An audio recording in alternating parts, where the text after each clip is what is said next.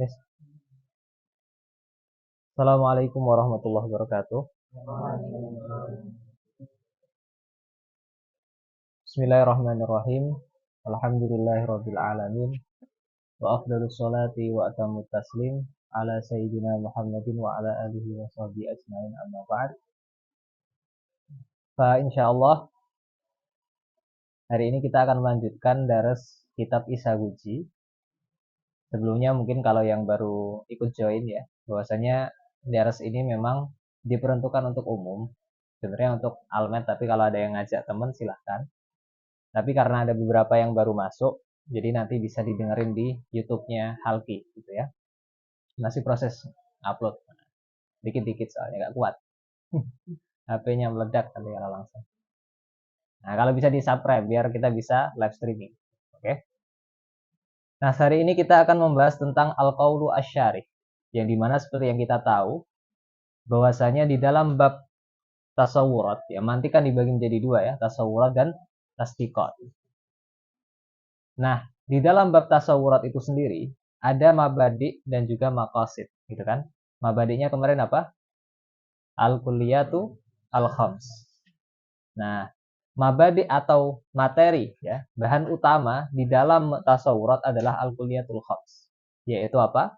Jins, fasal, nau, terus arad am dan juga khosoh ya. Al-Akhdari mengatakan wal kulliyatu khamsatun dunantikos jinsun wa faslun aradun naun wa khos. Ada 5. Dari mabadi yang kita punya ini, dari 5 ini, maka kita menjadikan materi pokok ini untuk sampai ke tujuan dari tasawurat, yaitu membuat apa? Membuat qaul syarih atau ta'rif. Jadi inti dari pembahasan tasawurat adalah bagaimana caranya kita membuat definisi atau ta'rif yang benar. Nah, maka nanti ada syarat-syarat ta'rif. Meskipun di sini nggak disebutin, nanti saya nukilkan di kitab lain. Qala al-musannif rahimahullahu ta'ala wa nafa'ana bihi wa bi ulumihi fid dharaini amin. Al-qaulu asy-syarihu wa huwa yanqasimu ila qismaini ahaduhuma haddun wa tsanihima rasmun. Al-qaulu asy-syarih. Jadi dia disebut al-qaulu asy-syarih. Yaitu apa? Yaitu qaul. Qaul itu kan artinya lafadz yang tersusun, gitu kan? Atau qaul itu lebih umum daripada itu.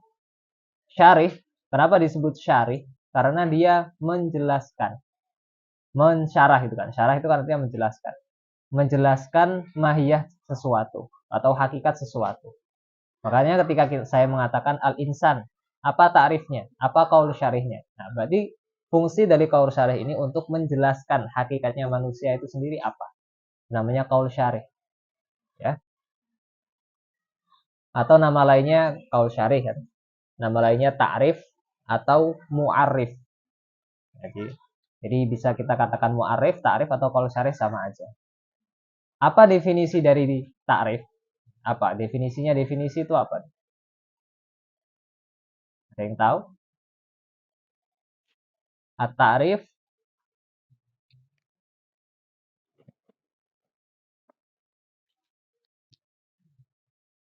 At-ta'rif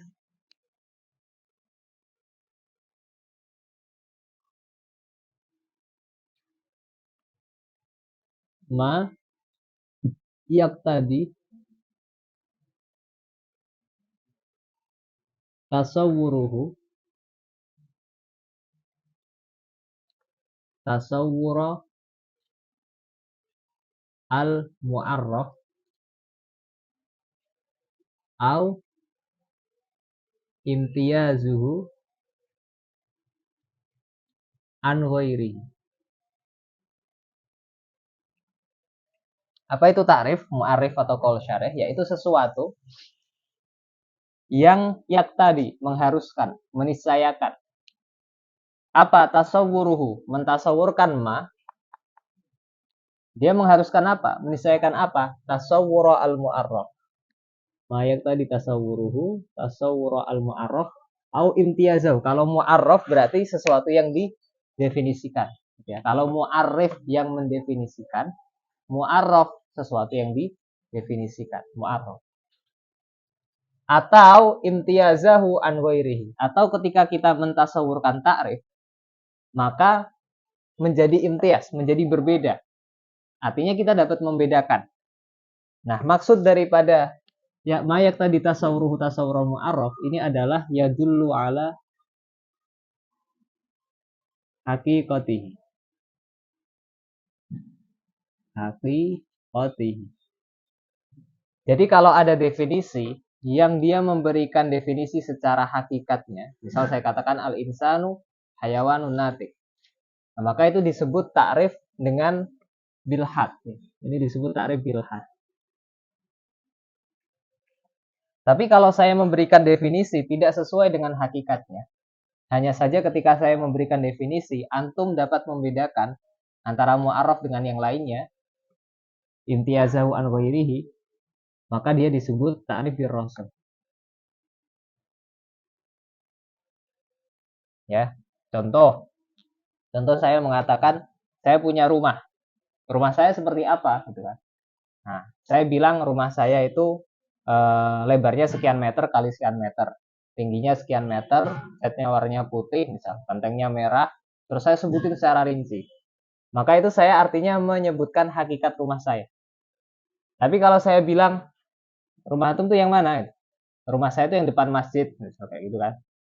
Masjid apa kayak Al-Ikhlas misal kayak gitu kan. Nah, itu namanya dia dapat terbedakan dari yang lainnya. Jadi rumah saya intinya atau mempunyai gambaran umum. Ya.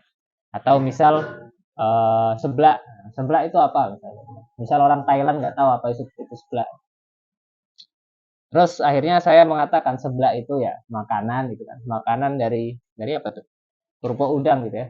Kerupuk udang yang direndam pakai kuah, anggaplah gitulah. Yang disajikan pedas. Nah, kalau saya menceritakan seperti itu artinya saya mendefinisikan seblak dengan hakikatnya seblak. Saya menjelaskan detailnya. Sehingga orang ketika menggambarkan ya pasti tepat di situ. Tapi kalau saya bilang, misal Thailand itu tanyakan, apa itu seblak? Pokoknya makanan pedas dari Indonesia. Nah, intinya dia akhirnya dia punya gambaran umum. Oh, seblak itu makanan yang dari Indonesia yang pedas.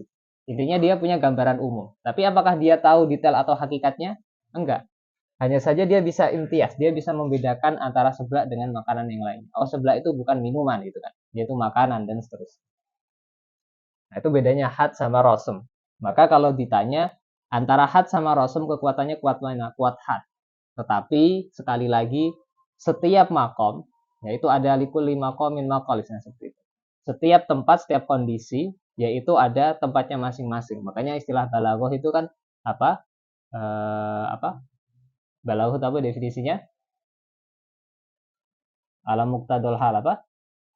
Mutabaqatul kalam ya. Di muqtadul hal. Sesuainya perkataan dengan kondisi yang diminta seperti itu kan. Nah, terkadang ta'rif itu meskipun lebih kuat bilhad, ada kalanya lebih munasib atau mulaim atau cocok kita berikan definisi yang rosem. Jadi kemarin ketika saya ngasih contoh definisi daripada ilmu mantik gitu. Misal antum pulang nih, pulang ke Indonesia, ibu antum tanya gitu kan, nah, kamu di Azhar belajar apa? Belajar tafsir. Oh, familiar tafsir. Hadis. Oh iya, familiar. Tauhid. Mantik. Nah, ketika dengar kata mantik, ibu antum bingung tuh. Mantik tuh makanan apa? Misal kayak gitu kan. Akhirnya antum beri definisi bilhad. Mantik itu ilmu yang membahas tentang maklumat dan yang tasawuriyah, tasdikiyah yang bisa menyampaikan ke majhul tasawuri atau tasdiki. Ibu antum tambah pusing, gitu kan. Apa itu tasawur, apa itu tasdik gitu kan. Majhul itu apa? Tambah pusing. Padahal itu saya sedang mendefinisikan sesuatu dengan hakikatnya. Nah, malah justru yang dengar tambah pusing. Tapi kalau saya memberikan definisi yang birrosem, saya katakan ilmu mantik itu apa? Yaitu ilmu yang dapat menjaga kita dari kesalahan berpikir. Nah, ibu antum langsung taslim, langsung punya gambaran meskipun itu cuma gambaran secara global aja. Oh iya iya iya, misal kayak gitu. Nah, itu bedanya takrif bilhad sama birrosem. Nah, di sini dikatakan wahua ya kaul syarih itu yang qasimu ila kismain. Dia dibagi menjadi dua. Ahaduhuma haddun wasani hima rosmut. Yang pertama had, yang kedua rosm.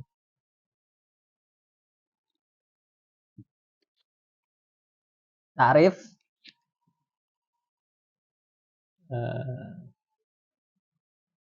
Di sini dibagi menjadi dua, bilhat sama birrasam.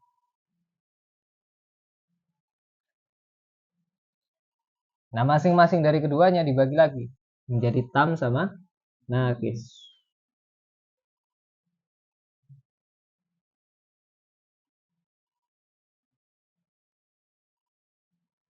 Ini juga sama, tam sama nakis.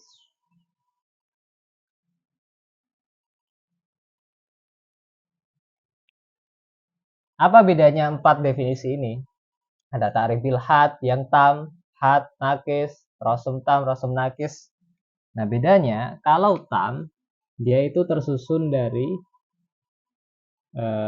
ma yatarokabu min, kelihatan nggak yang belakang tulisan saya? Kelihatan ya? Ma yatarokabu minal jinsi al-qarib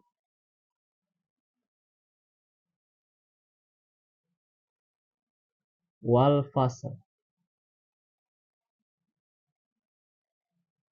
Kalau nakis ma yatarokabu minal fasli faqat, fasli faqat au ma'a jinsin ba'id. Kalau rosentam ma yatarokabu minal jins al-qarib wal khasah. Nakis ma yatarokabu minal khasati faqat ayu.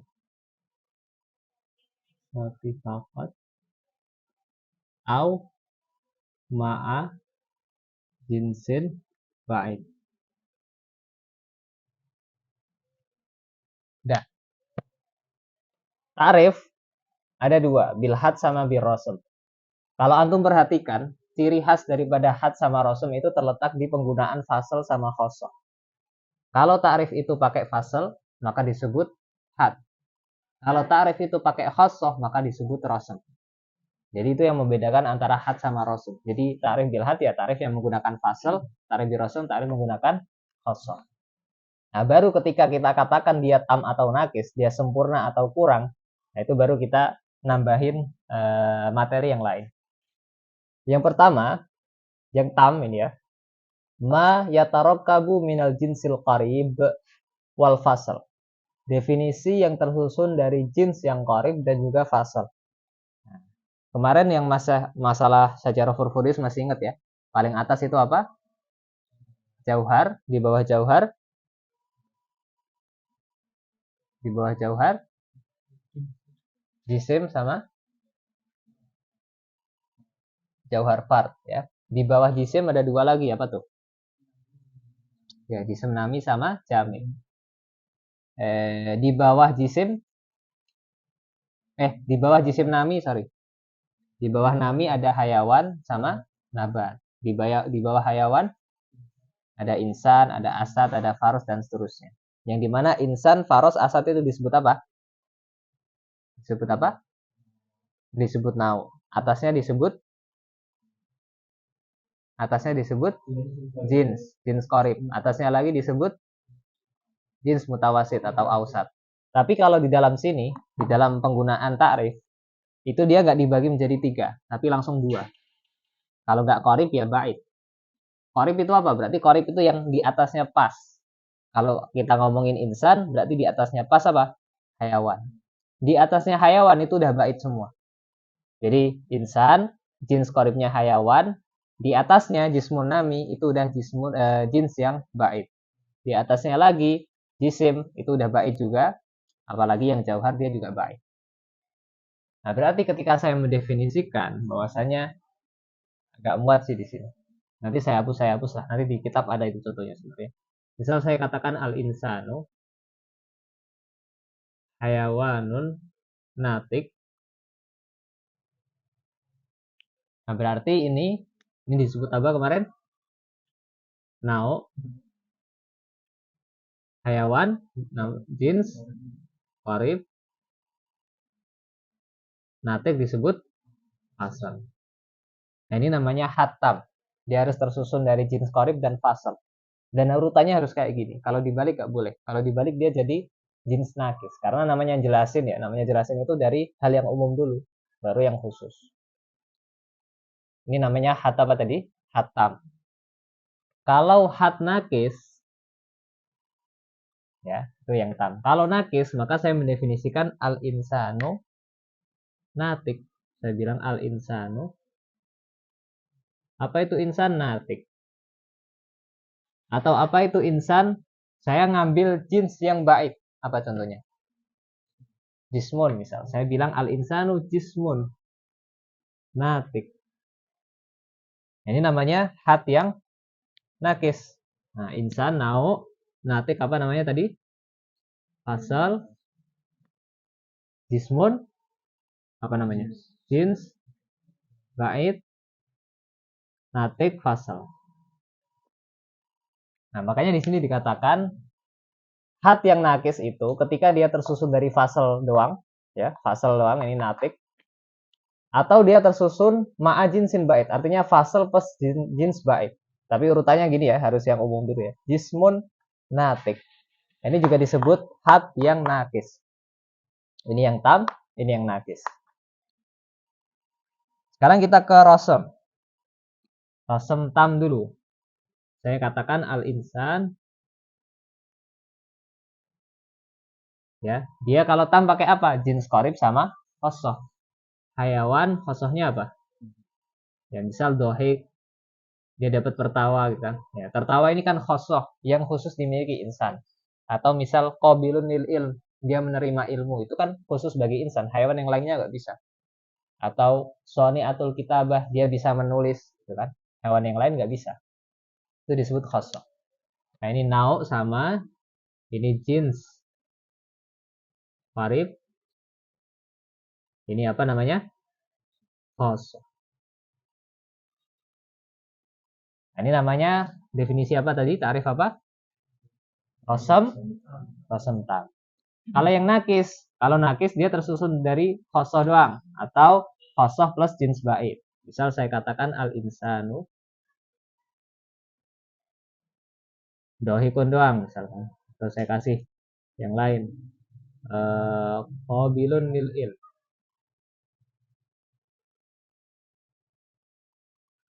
Manusia itu sesuatu atau zat, ya makhluk yang bisa menerima ilmu. Atau saya katakan jismun, saya ganti deh. Jauharun misal. Jauharun qabilun lil ilm. Nah, ini insan ini now. Qabilun lil ilm apa tadi? Khosoh. Atau saya bilang jauharun. Jauhar disebut apa? Jenis baik. Nah, qabilun lil ilm juga khosoh sama. Ini nanti namanya apa? Rosem apa? Rosem nakis. Jadi kalau pakai ini atau ini namanya rosem nakis. Kalau ini namanya rosem yang tam. Sampai sini paham? Ditulis dulu di foto ini.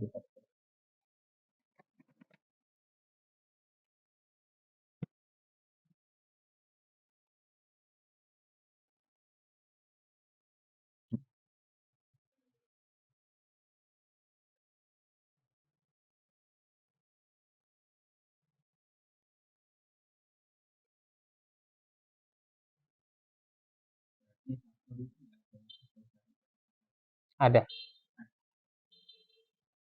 Fasal bait sama fasal qarib itu ada. Jadi kalau sesuatu yang membedakan dia ya dari jenisnya yang qarib namanya fasal qarib. Contoh, insan yang membedakan dari hewan yang lainnya itu apa? Nah, itu baru namanya fasal qarib. Karena dia membedakan dari jins qaribnya. Punya bayangan nggak? Kalau dia membedakan dari jins baitnya, namanya fasal bait. Atau fasal mutawasid juga bisa kita katakan. Contoh, apa yang membedakan insan dari atasnya hewan itu apa tadi? Jismun nami. Apa yang membedakan insan dari jismun nami yang lainnya. Misal saya katakan yang membedakan insan dari jismun nami, makhluk yang dapat berkembang biak yang lainnya adalah insan itu mutaharik bil iradah. Dia bisa bergerak sesuai dengan keinginannya. Ya kan? Berbeda dengan jismun nami yang lain, contohnya tumbuhan, pohon. Itu kan dia nggak bisa bergerak kecuali misal kena angin atau didorong orang gitu kan. Dia kan nggak mutaharik bil iradah. Nah, itu fasal juga namanya, tapi fasalnya bukan qarib. Gitu ya. Al-haddu. Had itu apa? Al-haddu qaulun. Ya, perkataan, lafat, dalun yang menunjukkan ala mahiyati syai'i. Dia menunjukkan mahiyahnya sesuatu atau hakikatnya sesuatu.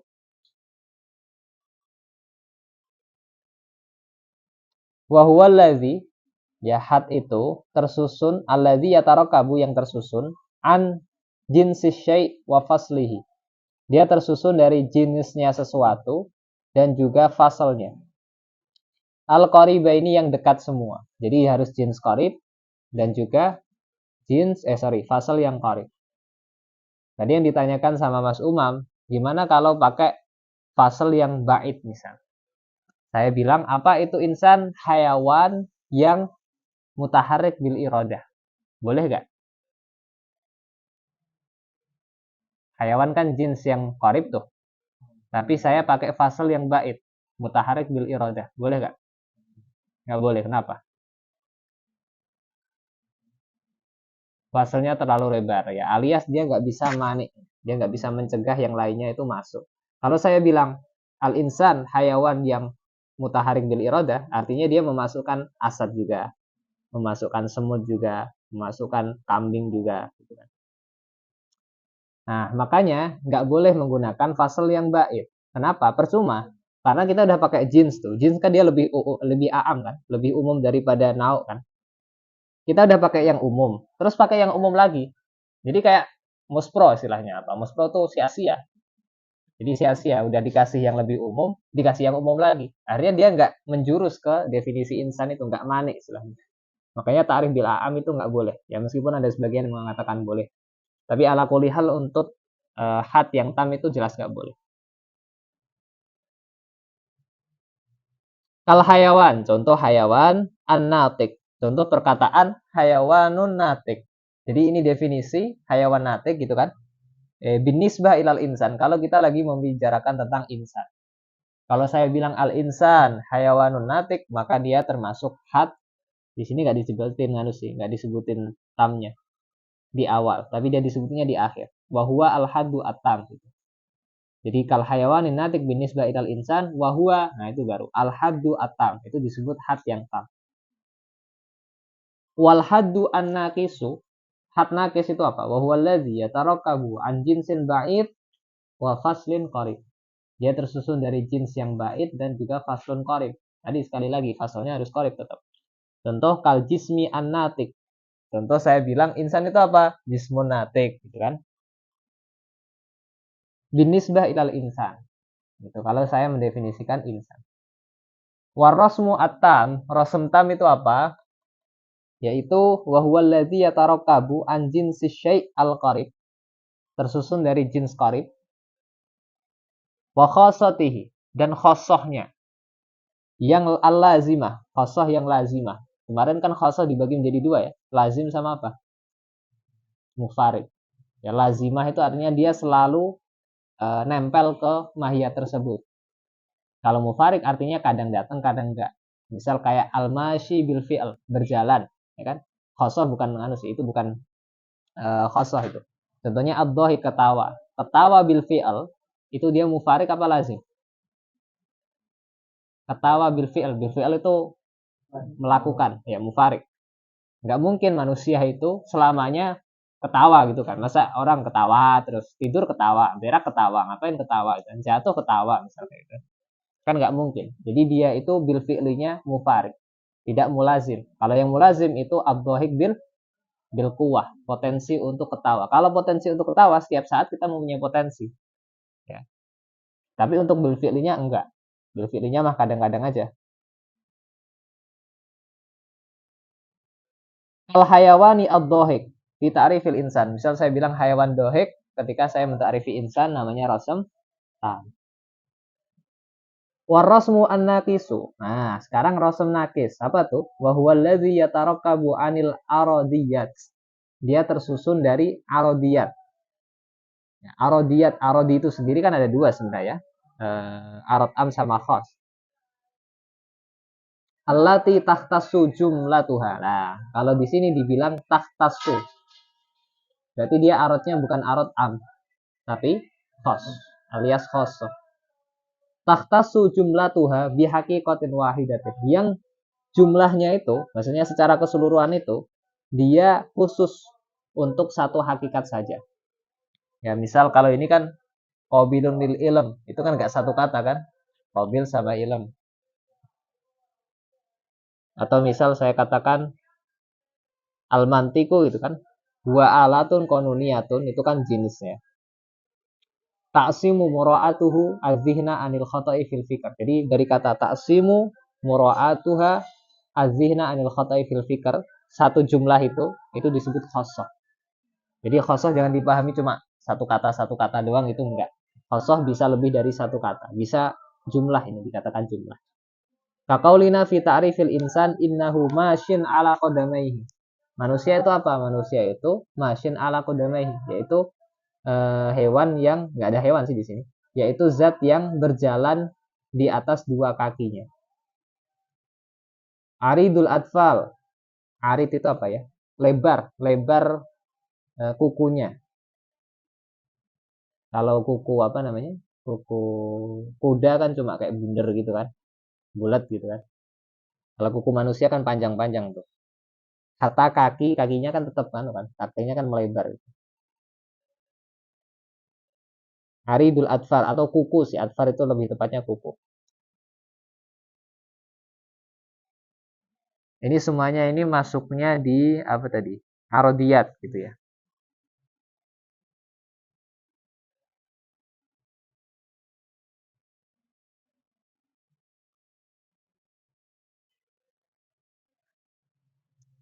Badil basyarah apa sih? Badil basyarah,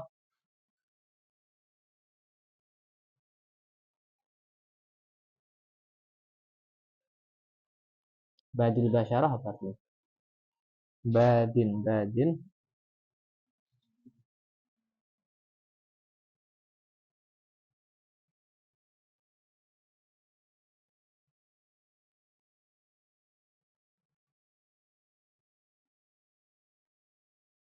yang tidak ada rawiyahnya fihi wa ma ada rawiyah. Oh, saya. Apa badin nantinya ya? Nanti dulu lah, saya cari dulu apa itu badin. Starter apa? Starter. Mustaqimul qomah, yang normal tingginya, ya mustaqim lurus gitu lah. Manusia itu kan tingginya lurus, nggak kayak kambing itu kan tingginya gimana tuh? Kan tidak mustaqim, tidak lurus perawakannya. Dohakun bitoba, dia itu suka ketawa atau bisa ketawa bitoba secara wataknya. Nah, ini semuanya adalah khosoh. Ada tisu nggak? Ada yang punya tisu? Saya kok nggak punya terus ya.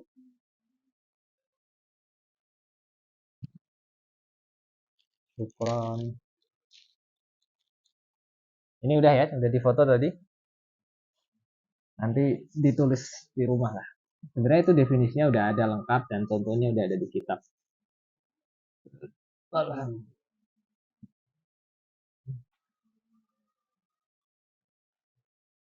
Nah, saya mau menjelaskan bahwasannya ada yang menganggap ta'rif lafzi itu bagian tersendiri dari sebuah ta'rif. Jadi ada yang mengatakan bahwasanya ta'rif itu ada 3 macam. Ta'rif bil had, ta'rif bil rasam, dan ta'rif bil lafzi. Apa ta'rif bil lafzi? Yaitu merubah kalimat atau lafaz dengan lafaz lain yang muradif. Muradif itu apa kemarin? Sama apanya? Sama maknanya. Ya, sinonim. Jadi al-muradif atau mutaradif itu adalah matahada ma'nahu wa ta'addada lafzuhu, gitu kan. Apa itu ta'rif bil lafzi ya? Itu mengganti lafat dengan lafat yang muradif yang lebih familiar, yang asyhar minhu. Atau apa namanya? Tabdilu lafzin bi radifin asyhar kan gitu kan. Imam Akhdari mengatakan tabdilu lafzin bi radifin asyhar. Apa depannya? Wa ma bi lafdin ya. Wa ma bi lafdin ladaihi syuhira tabdilu lafzin bi radifin asyhar. Yang disebut ta'rif lafzi adalah tabdilu lafzin bi lafzin muradifin lahu asyhara minhu. Mengganti lafat dengan yang muradif yang lebih familiar. Contoh saya katakan al-ghadunfar. Apa itu ghadunfar? Nah, kurang familiar kan? Akhirnya saya mengatakan al-ghadunfaru asadun. Atau misal nama lainnya lagi apa? Nama lain singa selain ghadunfar? Haidar. Haidar itu singa apa harimau? Anggaplah itulah ya.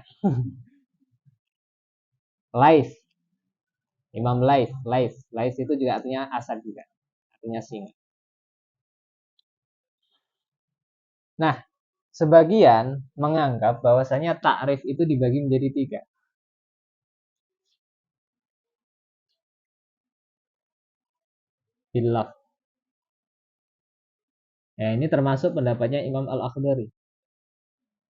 Nah, beliau mengatakan mu'arifun ila salasatin kusim. Kusim hadun warasmiyun walafdiyun olim. Jadi takrif itu dibagi menjadi 3 kata beliau.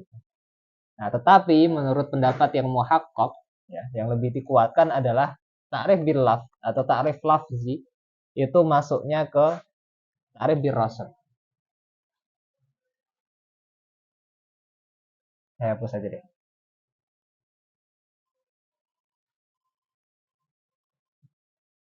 Jadi takrif bil rasm itu yashmalu kan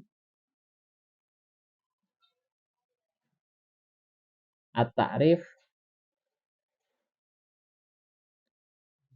bil laf atau ta'rif lafzi namanya. Yaitu tadi tabdilu lafdin bilafdin muradifin lahu asyharu min. Atau misal apa? Contoh bahasa Indonesia apa bahasa Indonesia? Hmm? Kata ya kan, katanya itu sulit. Terus dikasih makna yang lebih mudah. Apa? Nah, contoh misal nirwana. Nirwana apa artinya? Nirwana. Nirwana itu artinya surga. Ya, anak-anak senja lah, bahasa anak-anak senja itu. Misal kayak rembulan tuh apa bahasa bagusnya? Nah, nggak ada yang anak senja di sini. Matahari dah apa matahari? Yang keren. Hah? Gimana ini? Saya juga nggak anak senja sih. Atau misal kayak gini lah. Orang Malang. Ada yang orang Malang di sini? Nggak ada. Mereka kan suka bolak-balik kan. Kemarin siapa yang bilang? Sam itu misal Sam. Sam itu apa itu kan? Nah, Sam itu kan sebenarnya kebalikan dari kata Mas kan. Nah, jadi ketika antum dipanggil Sam, itu artinya maksudnya Mas. Artinya sama. Nah, jadi ketika ada orang bilang Sam, terus saya nggak paham, saya tanya ke orang Malang, apa itu Sam? Dia bilang Sam itu Mas. Jadi dia ngasih kata yang lebih masyhur, yang lebih familiar. Tapi dia nggak mendefinisikan. Kalau mau mendefinisikan ya harusnya kayak gini. Sam itu apa? Sam itu adalah orang yang lebih tua dari kita. Itu kan yang ya mungkin sedarah tapi apa? Sedarah tapi lebih tua dari kita gitu kan. Atau gimana lah cara mendefinisikannya. Itu baru mendefinisikan namanya dengan hat atau dengan rosem. Tapi kalau di sini enggak. Di sini cuma dia bilang Sam itu apa? Sam itu emas gitu doang. Atau misal bahasa Arab, coba cari bahasa Arab yang sulit. Bukan sulit ya, intinya kurang familiar lah. Enggak terlalu sulit juga. Sulit itu apa?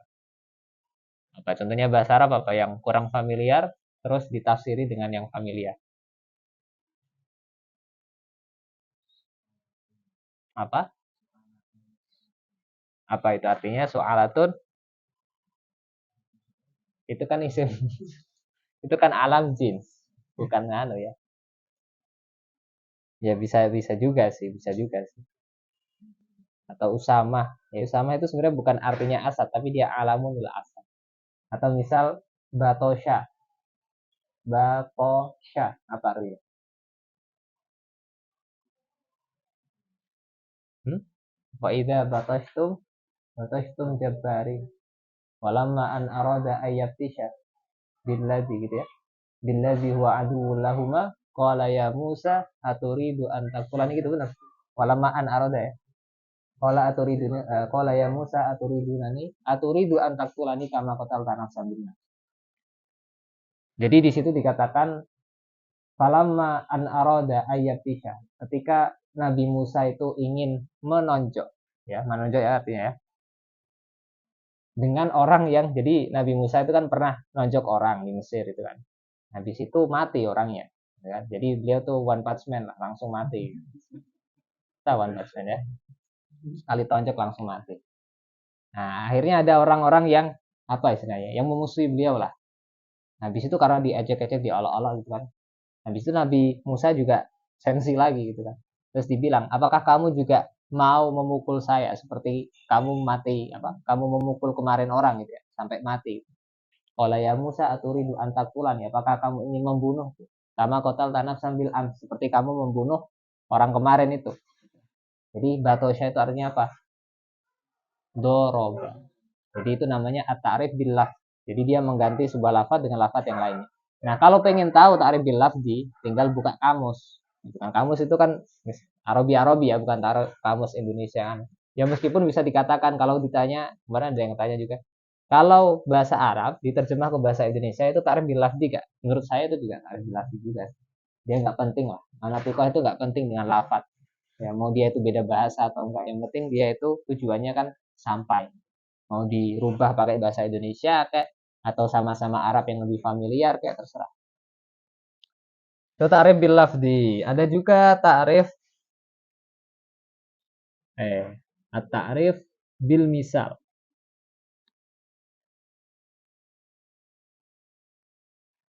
Mendefinisikan sesuatu dengan contoh. Misal saya katakan, apa itu buah-buahan? Misal ada orang tanya, apa itu buah-buahan? Terus antum jawabnya gini, buah-buahan tuh kayak anggur, kayak jeruk, kayak pepaya, itu namanya buah-buahan. Jadi saya nggak mendefinisikannya dengan had, tapi saya jelasin dengan cara menyebutkan contoh, ya. Atau misal kayak apa? Apa itu warna misal? Apa itu warna? Ya, warna itu yang kayak merah, kuning, hijau gitu. Apa itu klub bola? Nah, klub bola itu apa sih? Sepak bola itu apa? Itu loh yang kayak Persiku misalnya. Persiku tahu ya? Nggak tahu tuh. Itu klub paling keren. Persatuan Sepak Bola Kudus. Nah, kalau MU itu nggak usah dia. Nah, itu namanya at-ta'rif bil misal, mendefinisikan sesuatu dengan contoh. Atau ta'rif bil ditaksim, mendefinisikan sesuatu dengan cara membaginya. Saya bilang al kalimatu misal. Al kalimatu ismun au fi'lun au harfun. Apa itu kalimah misal kayak gitu kan. Kalimah itu loh yang isim atau fi'il atau huruf. Nah, itu namanya kalimah. Jadi saya nggak mendefinisikan apa itu kalimah gitu kan. Tapi ya mendefinisikan sebenarnya, mendefinisikan tapi dengan cara menyebutkan taksim. Saya sebutin isinya itu apa itu. Atau seperti yang pertama kali kita kenal, yaitu at-ta'rif bisamroh. Mendefinisikan ilmu dengan faidahnya. Ya, mantik itu apa? Mantik itu ilmu yang menjaga akal kita dari kesalahan berpikir. Usul fikih itu apa? Usul fikih adalah ilmu yang menjaga kita dari kesalahan dalam istinbat, ya, menggali hukum. Nah, semuanya ini kenapa disebut ta'rif birrasm? Karena dia itu bisa digolongkan ke khosoh. Khosoh itu kan kekhususan ya, kekhususan sebuah mahiyah. Tapi dia di luar mahiyah itu. Dia di luar hakikatnya, tetapi dia khusus untuk dia. Misal, kayak kata godonfar. Godonfar harusnya kan kalau didefinisikan hayawanun muftaris. Tetapi dia punya kekhususan, yaitu apa? Dia itu, godonfar itu, serupa dengan kata asad. Makanya keserupaan ini ya disebut ta'rif birrasm, khosoh dia. Ini juga seperti itu. Bil misal ini, contoh-contoh itu semua itu khosoh bagi mahiyah tertentu. Jadi semuanya ini bisa kita kategorikan ke khos. Berarti kalau dia khosoh, berarti dia masuknya takrif bir khos. Paham sampai sini?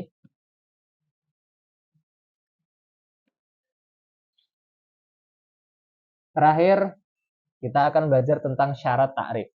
Ya, ini nggak disebutin. Saya ambil dari apa namanya? Sulamun Awraq. Imam Akhdari mengatakan wasyartu kullin ayyura mutarida munakisan wa zahiran la ab'ada wala musawiyan wala tajawuza bila qarinatin biha tuhuriza. Satu lagi wala bima yudra bimahdudin wala mushtarakin minal qarinati khala. Jadi 3 bait ini menjelaskan tentang syarat daripada ta'rif. Ya. Coba difoto dulu ini mau saya hapus.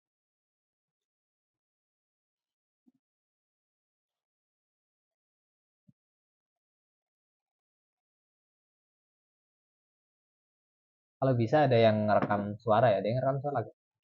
Nggak ada. Ya